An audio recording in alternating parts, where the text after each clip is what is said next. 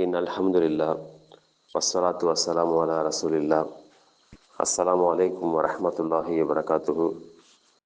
திருக்குரான் நபிமொழி துவாக்கள் என்ற புத்தகத்திலிருந்து இன்று பார்க்கக்கூடிய பிரார்த்தனையானது பாங்கு முடிந்தவுடன் சொல்ல வேண்டிய செய்திகள் என்ற தலைப்பில்.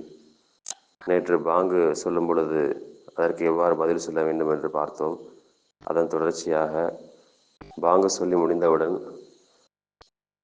அல்லாஹ்வின் தூதர் ஸல்லல்லாஹு அலைஹி வஸல்லம் அவர்கள் மீது ஸலவாத்து கூறி மேற்கொண்டு பாங்கு துஆவை கூற வேண்டும். முதலாவதாக இன்று அல்லாஹ்வின் தூதர் ஸல்லல்லாஹு அலைஹி வஸல்லம் அவர்கள் மீது ஸலவாத்து கூறுவதை பற்றி பார்ப்போம். அந்த பிரார்த்தனையானது அல்லாஹும்ம ஸல்லி அலா முஹம்மதின் வ அலா ஆலி முஹம்மதின் கமா ஸல்லைத அலா இப்ராஹீம வ அலா ஆலி இப்ராஹீம இன்னக ஹமீதும் மஜீத்.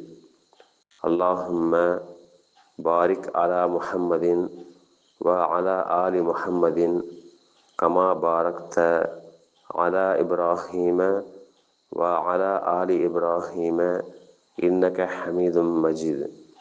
இதனுடைய பொருள், இறைவா, இப்ராஹிம் அலைஹிஸ்ஸலாம் அவர்கள் மீதும் இப்ராஹிம் அலைஹிஸ்ஸலாம் அவர்களின் குடும்பத்தார் மீதும் நீ அருள் புரிந்ததைப் போல் முஹம்மது ஸல்லல்லாஹு அலைஹி வஸல்லம் அவர்கள் மீதும் முஹம்மது ஸல்லல்லாஹு அலைஹி வஸல்லம் அவர்களின் குடும்பத்தார் மீதும் நீ அருள் புரிவாயாக.